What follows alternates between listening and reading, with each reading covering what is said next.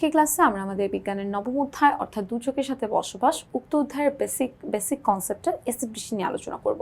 শুরুতেই আমরা জেনে নিই আমাদের অ্যাসিড বৃষ্টির কারণগুলো কি কি। সো আমাদের যে শিল্প কারখানাগুলো রয়েছে, শিল্প কারখানা থেকে আমাদের সালফার ডাইঅক্সাইড নির্গত হয় অর্থাৎ SO2 নির্গত হয়, সেখান থেকে আমাদের এই অ্যাসিড বৃষ্টিটা সৃষ্টি হয়।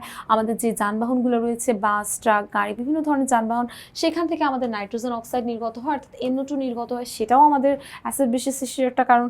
আমাদের চারপাশে যে জীবাশ্ম জ্বালানিগুলো রয়েছে যেমন কয়লা, তেল, এগুলো পোড়ালেও আমাদের হলো অ্যাসিড বৃষ্টির কারণ আসলে এখান থেকেই হয়। সো এই সকল গ্যাসগুলো যে আছে অর্থাৎ এই যে SO2, NO2, তারপরে এই গ্যাসগুলো বায়ুমণ্ডলে আসলে পানির সাথে মিশে এবং সেখানে সে অ্যাসিড তৈরি করে, আর সেই অ্যাসিডটা আসলে অ্যাসিড বৃষ্টি আকারে নেমে আসে। আমাদের বৃষ্টিতে জেনারেলি অ্যাসিড থাকে, বাট সেটার পরিমাণ খুব কম থাকে। বাট যদি সেটার পরিমাণ অনেক বেশি হয়ে যায় তখনই সেই বৃষ্টিটাকে কিন্তু আমরা অ্যাসিড বৃষ্টি বলে থাকি। চলে যাবো আমাদের অ্যাসিড বৃষ্টির প্রতিরোধে। অ্যাসিড বৃষ্টিকে আমরা কিভাবে প্রতিরোধ করতে পারি? আমাদের শিল্প কারখানার নির্গমনটাকে নিয়ন্ত্রণ করতে পারি, মানে শিল্প কারখানাটা যে এখানে ওখানে বিভিন্ন জায়গায় এটাকে নিয়ন্ত্রণ করতে পারি।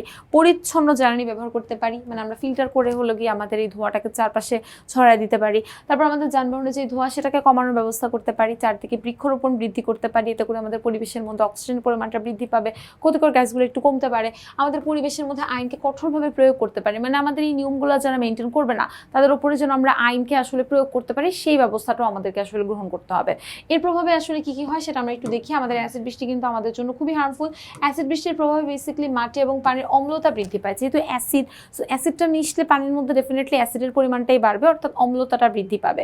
আমাদের যে ফসল এবং গাছপালা রয়েছে সেগুলো ক্ষতিগ্রস্ত হয়। বিভিন্ন রকমের জলজ প্রাণীগুলো, মানে পানির মধ্যে অ্যাসিডটা পড়ে সেখানে অ্যাসিডিও হয়ে যায় এবং বিভিন্ন জলজ প্রাণীগুলোও কিন্তু মারা যায়। আমাদের ভবন এবং স্মৃতিস্তম্ভগুলো ক্ষয়প্রাপ্ত হয়ে যায়। আমাদের মানুষের ত্বক এবং শ্বাসযন্ত্র কিন্তু সমস্যা সৃষ্টি হয়।